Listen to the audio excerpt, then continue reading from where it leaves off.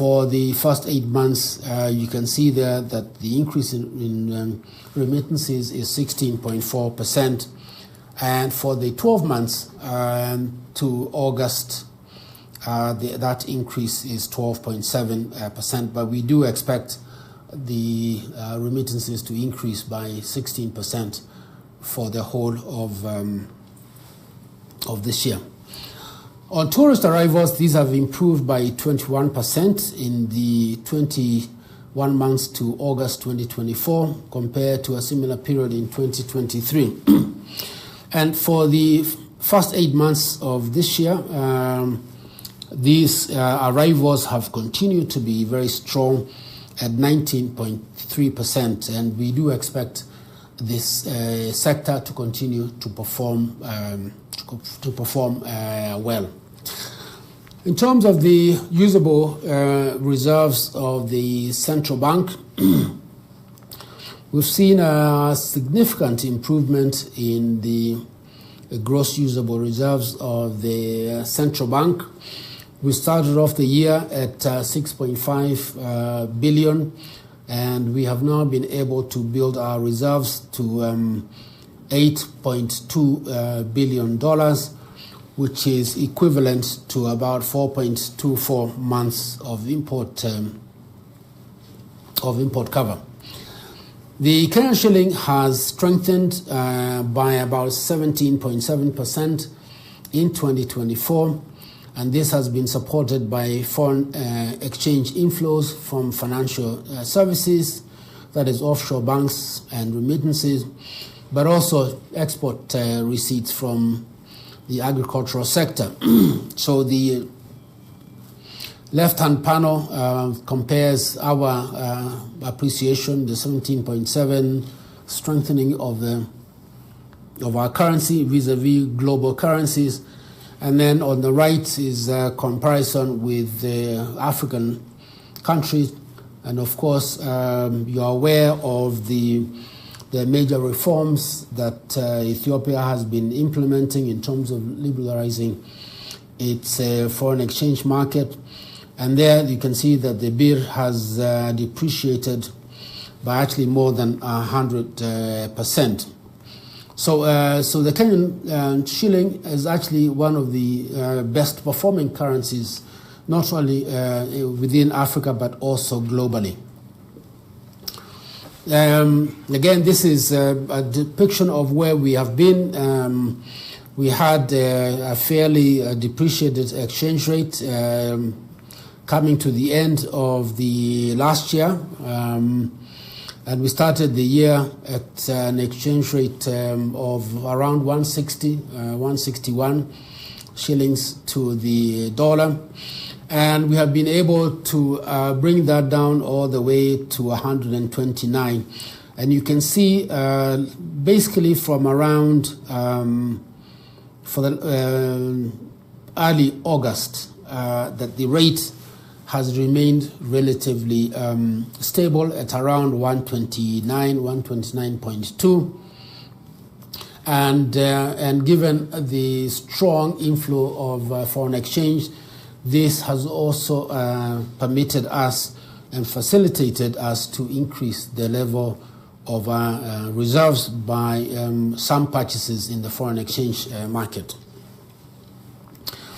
Turning to fiscal developments, the ongoing implementation of the 2024-2025 supplementary budget is expected to lower the fiscal deficit to 4.3% of GDP from 5.2% of GDP in fiscal year 2023-2024.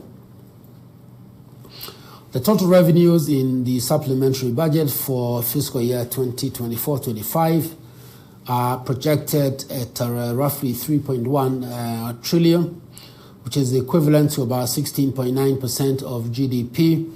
And this is down from the previous estimate of revenues of 3.3 trillion, which was what was in the initial budget that was submitted to Parliament. Total expenditures are projected at 3.88 trillion, which is equivalent to 21.5% of GDP. Again, this was a reduction from the budget that was submitted to Parliament, which had total expenditures of 3.99 trillion shillings. That was then equivalent to 22.1% of GDP. The fiscal deficit, including grants, is projected at 768.6 billion, equivalent to 4.3% of GDP. And this is compared with the initial approved budget of 597 billion shillings, which was equivalent to 3.3% of GDP. With this deficit, net domestic financing has been reduced from 595 billion, or equivalent to 3.7% of GDP. So the domestic financing in the fiscal year 2023-24, in the fiscal year that just ended, was 595.6 billion. Now that is proposed to be reduced to 413 billion in this current financial year 24-25, and this should go a long way to ease pressure on further pressure on interest rates.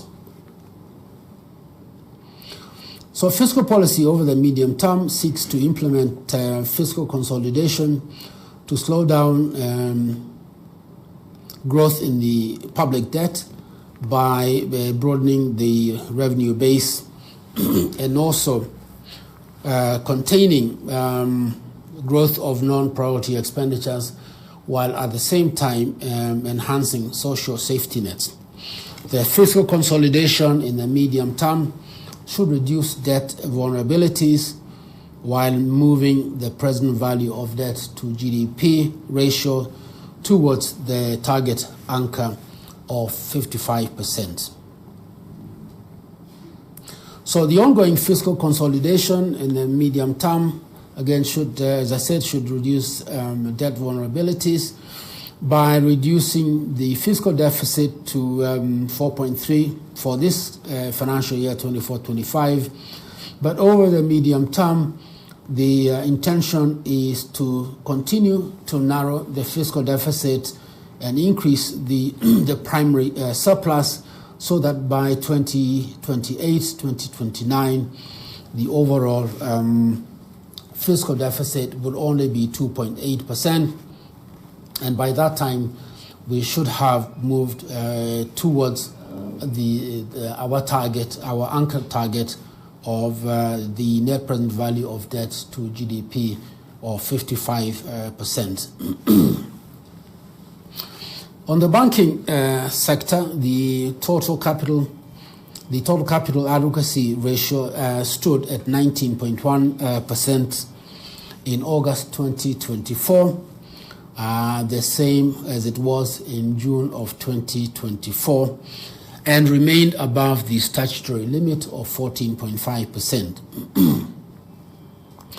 In terms of the liquidity ratio, as of August, the ratio was 54.3%, and a slight increase from 53.5% in June.